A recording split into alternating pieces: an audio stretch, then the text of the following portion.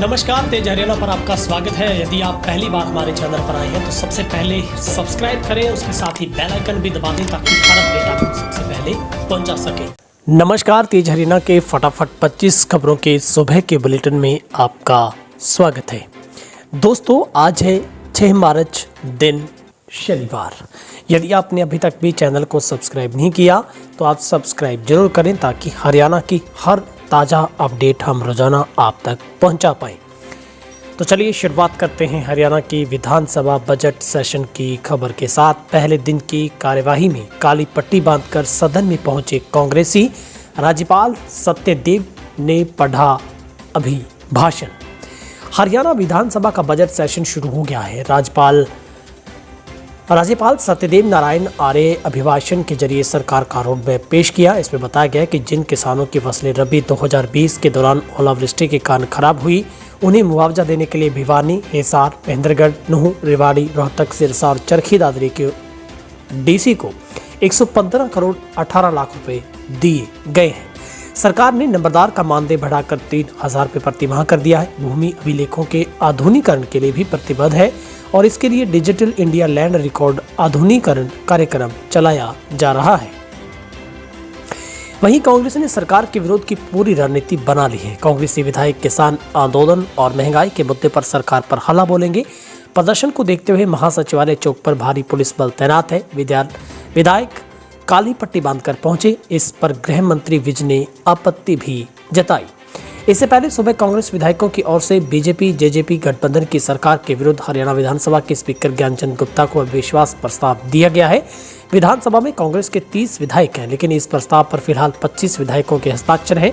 कांग्रेस 10 मार्च को अविश्वास प्रस्ताव रखेगी। इसी दिन इस पर चर्चा होगी। शुरू हुआ विधानसभा का बजट सेशन 12 दिन का होगा। इसी बीच 5 दिन का अवकाश रहेगा।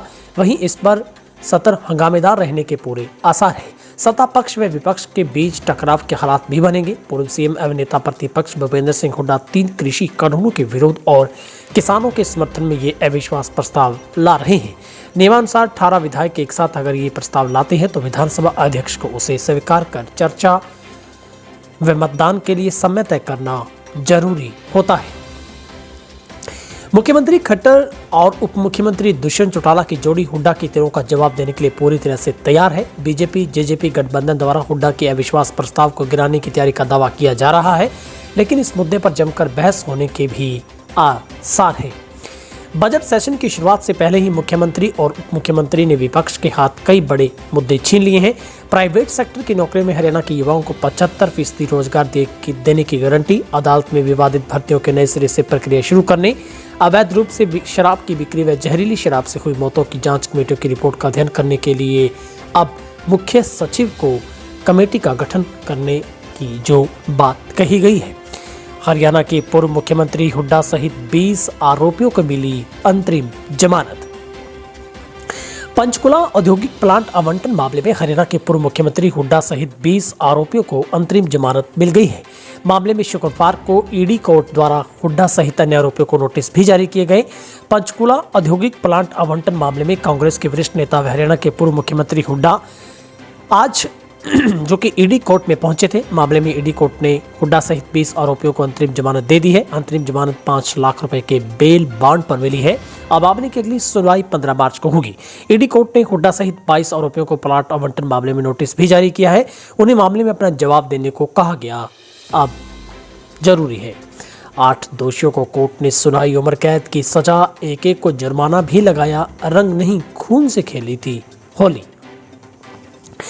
हरियाणा के हिसार जिले के गांव शेखपुरा के बहुचर्चित तिहरी हत्याकांड में दोषी करार दिए गए 8 लोगों को उम्र कैद की सजा सुनाई गई है। साथ ही एक दोषी को 42,000 रुपए जुर्माना भी लगाया गया और 2 दोषियों के इसके अलावा 2 और 5-5 हजार जुर्माना अतिरिक्त भरना होगा। फैसला कड़ी सुरक्षा इंतजामों के बीच सुनाया गया। फैसले को लेकर पुलिस प्रशासन काफी सतर्क रहा और गांव शेखपुरा में पुलिस को 2 अतिरिक्त कंपनियां तैनात करनी पड़ी। एसएचओ में चौकी इंचार्ज ने गुरुवार रात को ही गांव में डेरा डाल लिया था। आपको बता दें कि सरपंची को लेकर गांव में डीएसपी भगवान दास गुट व बलवीर प्रधान गुट में लंबे समय से विवाद चल रहा था।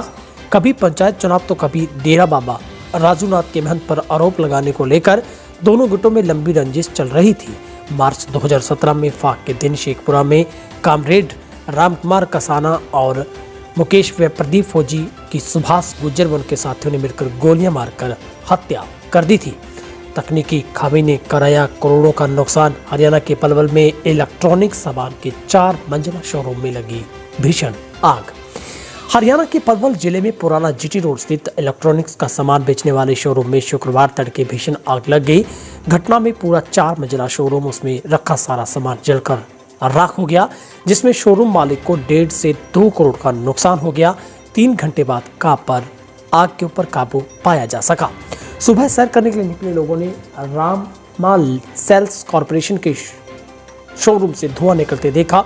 देखते ही देखते धुआं आग की लपटों में बदल गया। लोगों ने आग लगने की खबर तुरंत शोरूम मालिकों, दमकल विभाग, पुलिस को दी।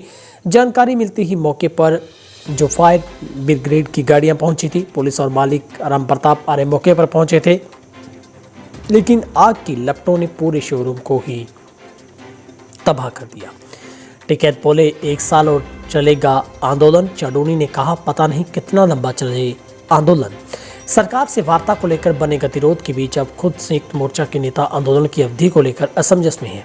टिकरी बॉर्डर पर पहुंचे राकेश टिकैत ने कहा कि अभी आंदोलन 1 साल और चलेगा। वहीं गुरनाम सिंह चडोनी इस पर बोले अलग दिखे। उन्होंने कहा कि उन्हें नहीं पता आंदोलन कब तक चलेगा, इतना जरूर है कि जीत मिलने तक आंदोलन जारी रहेगा। गौरतलब है कि पिछले कई समय पहले राकेश टिकैत किसानों की मांगे पूरी होने के लिए 2 अक्टूबर तक का समय दे रहे थे, लेकिन शुक्रवार को टिकरी बॉर्डर पर टिकैत ने किसानों से कहा कि उन्हें 1 साल और यहीं पर डटे रहना होगा। पुराना कथन दोहराते हुए टिकैत बोले कि सर्दी में आंदोलन शुरू हुआ था, इसलिए अगली सर्दी में सरकार समाधान के लिए आएगी। फिलहाल तो सरकार चुनावों राज्यों की तरह चली गई है। इससे पहले राकेश टिकैत आंदोलन में कई जगह डटे। आंदोलनकारियों ने उनका स्वागत किया।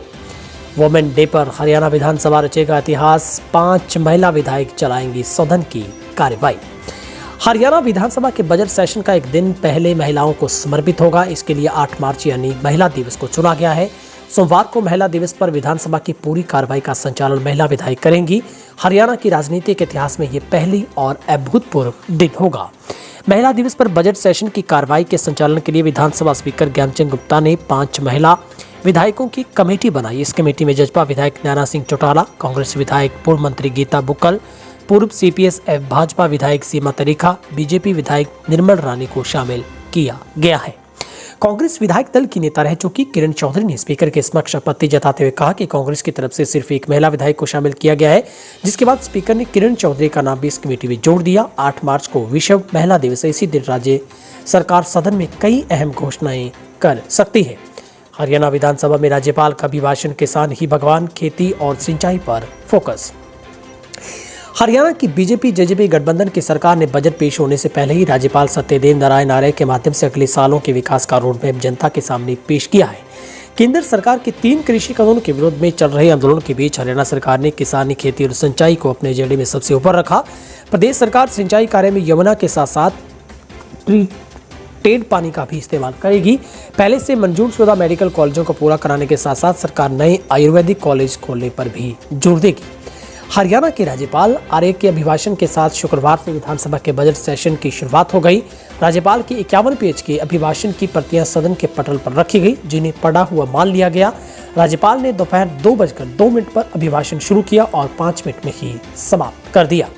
मुख्यमंत्री द्वारा शोक प्रस्ताव पढ़ने के बाद जब विपक्ष के नेता हुड्डा की बारी आई तो उन्होंने दिल्ली बॉर्डर पर अभी तक जान गंवाने वाले करीब 250 किसानों के नामों की सूची पटल पर रखी। हुड्डा ने इन किसानों के नाम पर शोक प्रस्तावों में शामिल करने की मांग की। उनके इस प्रस्ताव पर सरकार ने किसी तरह की टिप्पणी नहीं की। ऐसे में किसानों के नाम शोक प्रस्ताव में शामिल नहीं हुए। भिवानी में छात्रा ने जहर निगल दे दी जान। कॉलेज आते जाते छेड़छाड़ करते थे युवक। भिवानी के भवानी खेड़ा थाना क्षेत्र के एक गांव निवासी युवती ने गांव के 2 युवकों की छिड़काने से परेशान होकर जहरीला पदार्थ निगल लिया। इससे युवती की हिसार के एक निजी हॉस्पिटल में उपचार के दौरान मौत हो गई।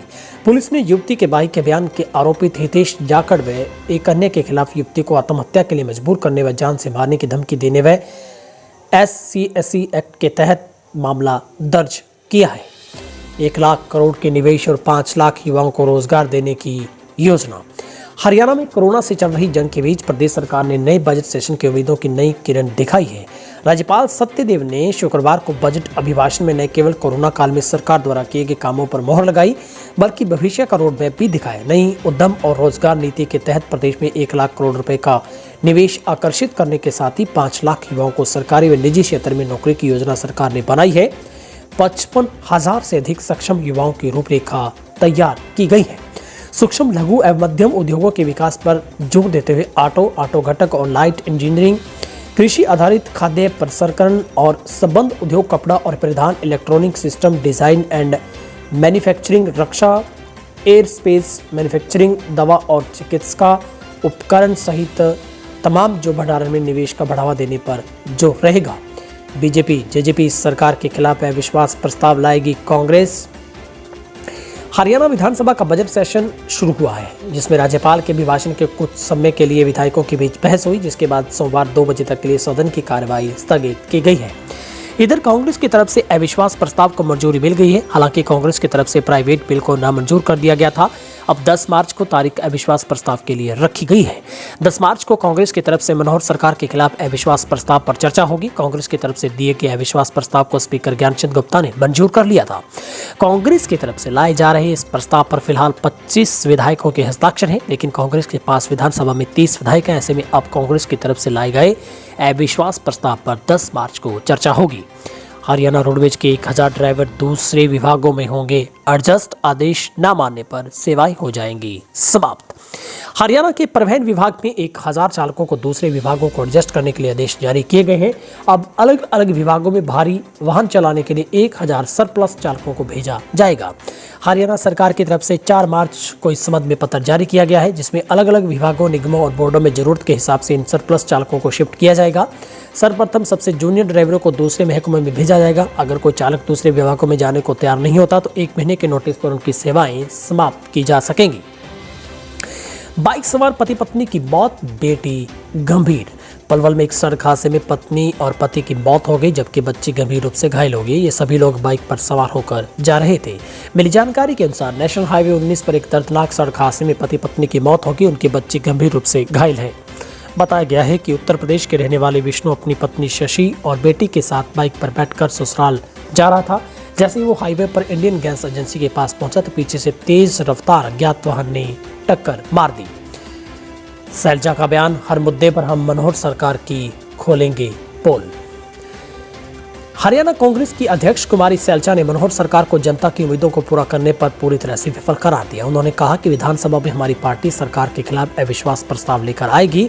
हर मुद्दे पर हम सरकार की पोल खोलेंगे। नई दिल्ली में शुक्रवार को मीडिया से बातचीत में कुमारी सैलजा ने कहा कि सरकार पहले दिन से अल्पमत में है। सरकार बनने का मत हरियाणा के लोगों ने नहीं दिया था। कांग्रेस पार्टी का विपक्ष होने से ये नाता, ये कर्तव्य है कि सरकार की नाकामियों से जनता को अवगत करवाएं और हमारी पार्टी अपनी जिम्मेदारी निभा रही है। कुमारी सैलजा ने आरोप जड़ा कि हरियाणा सरकार सरकारी नौकरी में अन्य प्रदेशों के युवाओं को भर्ती करती है, प्राइवेट नौकरियों में आरक्षण को ढोंग करती है। सरकार के इस दोहरे मापदंड से हरियाणा के लोग भली भांति परिचित हैं। पुलिस कस्टडी में आरोपी पी गया शौचालय में रखा फिनाइल। नारनौल के गांव गुदवालाहा में मुकदमे में गिरफ्तार किया गया एक आरोपित को पुलिस चौकी में लाया गया था। शाम को भोजन की तैयारी देख पुलिस ने आरोपित को भोजन करने का आग्रह किया। आरोपित ने पहले टॉयलेट जाने की बात कही। पुलिस रक्षा उसी चौकी में ही टॉयलेट लाया गया। टॉयलेट के अंदर रखी फिनाइल आरोपित ने पी ली। आनंद फानन में नागरिक हॉस्पिटल में लाया गया, जहां से हालत गंभीर देखकर उसे हायर सेंटर रेफर किया गया है। पुलिस ने आरोपित पर केस दर्ज करवाकर आत्महत्या के लिए यह हरकत करने का आरोप जड़ा है। दूसरी तरफ सभी आरोपित पक्ष की ओर से इस मामले में अभी तक कोई पक्ष सामने नहीं आया। ये मामला गहली पुलिस चौकी का है। अभय चौटाला का बड़ा हमला, किसानों के खिलाफ कांग्रेस बीजेपी एक हो गई। इलाहाबाद के पूर्व विधायक एनएलओ नेता महासचिव अभय चौटाला ने कहा है कि उनकी रगों में चौधरी देवीलाल का खून है और वे उनके ही नक्शे कदम पर चलकर किसानों के हितों के लिए कोई भी कुर्बानी देने को तैयार है। इनेलो प्रधान महासचिव ने हिसार कोर्ट कॉम्प्लेक्स में जिला बार एसोसिएशन द्वारा किसान आंदोलन के समर्थन में दिए जा रहे सांकेतिक धरना का समर्थन करने पहुंचे थे। इस दौरान उन्होंने धरना पर बैठे वकीलों को संबोधित करते हुए कहा कि आज किसान आंदोलन जन आंदोलन बन चुका है।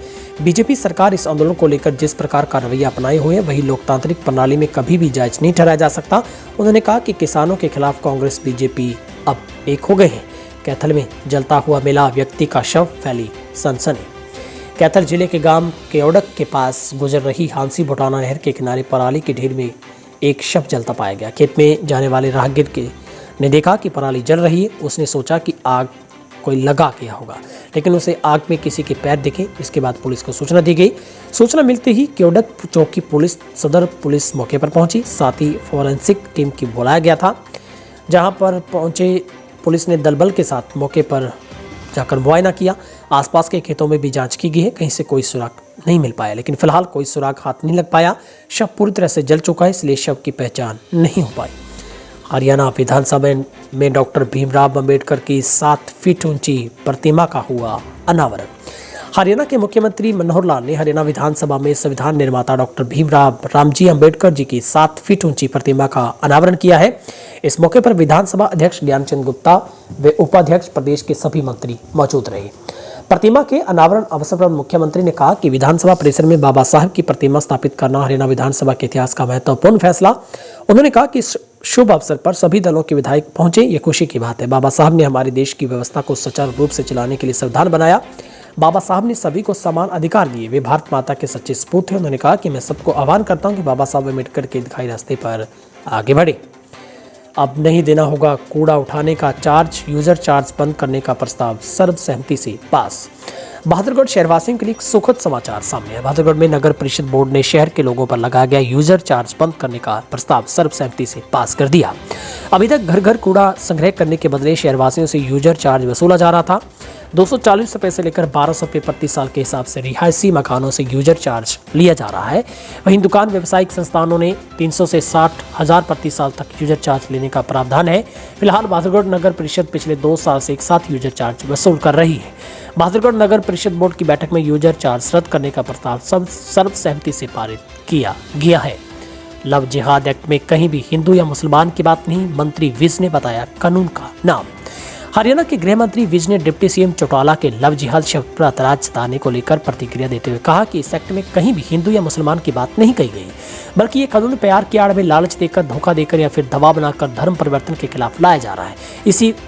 इसमें कहीं भी लव जिहाद का जिक्र नहीं किया गया। विज ने कहा कि इस कानून को Haryana freedom of religion act नाम दिया गया है। इसमें कहीं भी लव जिहाद की बात नहीं कही गई।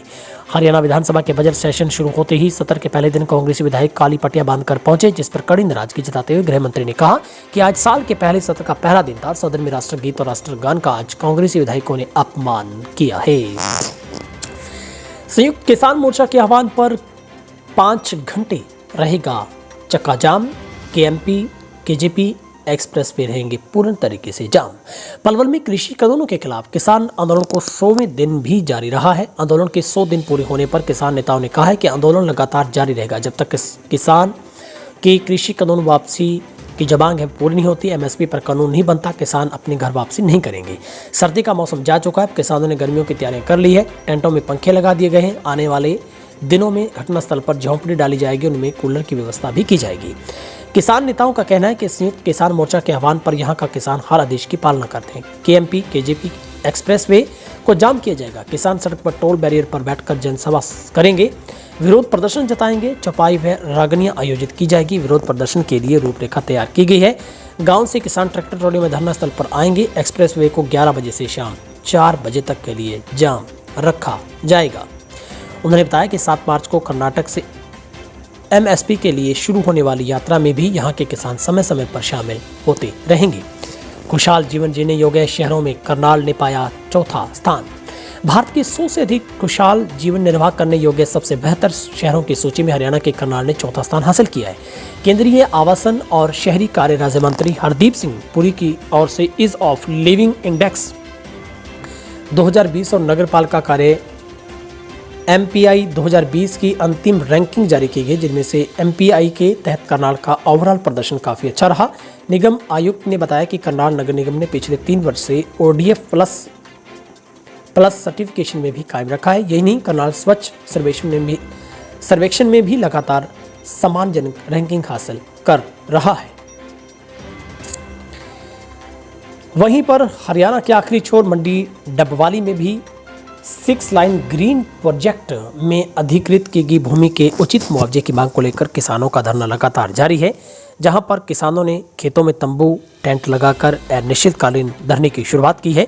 किसानों का आरोप है कि जामनगर से जो अमृतसर हाईवे है उसमें 6 लाइन के लिए अधिकृत की गई भूमि के मुआवजे की राशि बेहद कम है, जहां पर अब किसानों ने आर पार की लड़ाई का ऐलान किया है कि जब तक उनकी मांग पूरी नहीं होगी किसी भी अधिकारी कर्मचारी को उनकी भूमि में आने की और एक भी कदम रखने की इजाज़त नहीं होगी। फिलहाल हरियाणा की टॉप फटाफट 25 खबरों के बुलेटिन में आज के लिए इतना ही, और यदि आपने अभी तक भी हमारे चैनल को सब्सक्राइब नहीं किया तो दोस्तों सब्सक्राइब जरूर करें। किसान आंदोलन को लेकर आपकी क्या राय है, क्योंकि 100 दिनों का सफ़र किसानों ने पूरा किया है। आपको क्या लगता है, क्या वाकई ही आंदोलन एक कामयाबी की ओर जा रहा है या फिर अब किसान कमजोरी की तरफ बढ़ रहे हैं? लेकिन इरादे बेहद मजबूत हैं। लगातार किसानों की संख्या उसी अंदाज में बढ़ रही है, उसी अंदाज और जुनून में किसान बैठा है। लेकिन आप सबकी राय में आपको क्या लगता है, क्या वाकई ही इस बार विधानसभा के इस सेशन में कांग्रेस अविश्वास प्रस्ताव ला पाएगी? क्या जेजेपी बीजेपी का गठबंधन टूट पाएगा? ये तमाम सवाल आप कमेंट बॉक्स में जाकर जरूर रखिएगा। आप सबका दिन शुभ रहे। बहुत बहुत शुक्रिया।